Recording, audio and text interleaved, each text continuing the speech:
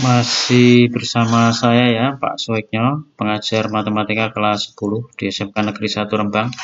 Kita belajar tentang pertumbuhan dan peluruan sekarang. Materi yang terakhir untuk barisan dan deret ya. Jadi apa itu pertumbuhan, apa itu peluruan? Jadi pertumbuhan itu ke atas, peluruan itu grafiknya ke bawah. Jadi ini. Jadi tren jumlah penduduk Indonesia itu jumlah penduduk bagi deret ukur atau Malthus mengikutinya sebagai fungsi eksponensial. Jadi ini tahun 1930 itu ya. Jumlahnya masih 60,7 juta. Pada tahun 1961 ini naik dia 97 juta. 1971 naik lagi 119,2 juta. Terus trennya naik begini, melengkung ke atas gitu ya. Pada 1980 penduduk Indonesia 146,9 juta. Naik lagi 190 178,5 juta. Pada 2010 menjadi 2.237,6 juta jiwa. Nah, ini yang disebut pertumbuhan namanya ya. Ini namanya grafiknya pertumbuhan, naik dia. Kalau peluruan dia menurun. Jadi ini pertumbuhan dia naik ke atas. Jadi kita mencari kita bisa menginterpolasi atau mengukur pertumbuhan pada tahun berikutnya dengan menemukan mempelajari bab pertumbuhan ini. Ini namanya pertumbuhan. Merupakan kenaikan suatu pertambahan nilai, suatu besaran terhadap besaran sebelumnya, besaran sebelumnya dia naik terus. Nah, ini pertumbuhan. Ini namanya peluruan. Kalau kamu beli mobil, beli sepeda motor,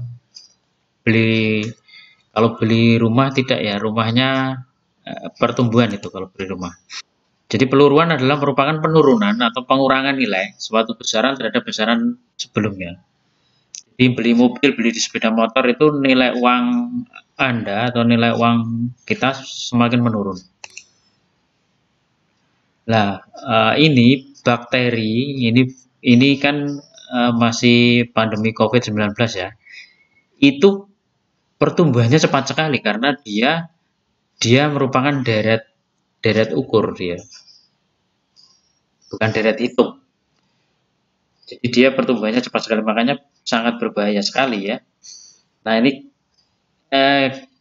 kita pas mempelajari tentang rumus pertumbuhan dan peluruan. Ini namanya pertumbuhan juga. Nah, ini rumus pertumbuhan itu seperti ini. NT adalah nilai besaran pada waktu tertentu, NA adalah nilai awal, R adalah besar atau kenaikan, R rasionya, T adalah waktu terhadap waktu. Ini kalau ini peluruan, NT adalah besaran pada waktu tertentu, NA adalah nilai awal, 1 adalah 1, R adalah rasionya, besar penurunannya, T-nya adalah waktu. Jadi rumusnya ada dua ini. Kalau pertumbuhan itu 1 plus A dalam kurung 1 plus R pangkat T. Kalau peluruan adalah A dalam kurung 1 min R pangkat T. Jadi ini ya. Nah, contoh ini. Pak Anton menabung di bank sebanyak 100 juta. Jika setiap bulan menerapkan suku bunga majemuk 1%, setiap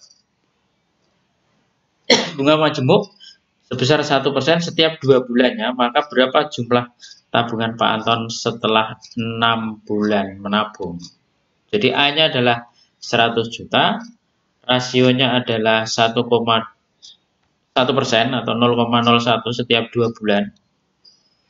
Waktunya adalah 6 dibagi 2. Jadi ini karena dalam 2 bulan adalah 3. Jadi hitung-hitungannya begini, 100 juta 1 plus 0,1 pangkat 3. Jadi gini, hitung-hitungannya begini ya. 100 juta 1,01 pangkat 3 jadinya begini. 100 juta kali 1,030301. Jadi ketemunya adalah 103 juta Rp30.100. Jadi ini karena pertumbuhan, rumusnya gimana? Rumusnya ini angka-angkanya tinggal memasukkan saja. Angka-angkanya tinggal menyesuaikan saja. Akhirnya 1% setiap 2 bulan, maka waktunya adalah 6 dibagi 2, karena 6 bulan setiap 2 bulan itu 1%, makanya waktunya 3. T-nya 3. Tinggal masukkan rumus, selesai, ketemu. Untuk menghitung ini dipangkatkan pakai kalkulator kalau untuk seperti ini. Kalau dihitung biasa juga bisa, tapi agak lama ya. Harga sebuah sepeda motor mengalami penurunan sebesar 5% setiap 3 tahun. Ingat ya, setiap 3 tahun di sini. Jika harga beli sepeda motor adalah 20 juta, maka harga jual motor tersebut setelah 12 tahun adalah, jadi waktunya adalah 12 tahun dibagi 3, 4. Waktunya 4. Rasionya adalah 5%, 0,05. A-nya adalah 20 juta. Jadi rumusnya ini. 1 dikurangi 0,05 adalah 0,95 pangkat 4. Ini dihitung ya lama, pakai kalkulator kali ini. Ketemunya adalah Rp16.290.125. Jadi itu yang disebut pertumbuhan dan peluruan. Jadi rumusnya ini, kalau peluruan adalah A-1R dalam kurung pangkat T, kalau pertumbuhan adalah A plus dalam kurung 1 plus R pangkat T. Jadi seperti itu ya, sederhana sekali. Dalam soal ya tinggal menyesuaikan angka-angkanya di sini ya. Terutama waktunya ini, waktunya berapa tahun? Per 3 tahun di sini 12, berarti waktunya 4. Selisih waktunya 4. Jadi gitu ya. Oke, nanti soalnya tinggal saya kirimkan ke WA. Sudah selesai ya. Maka selamat belajar.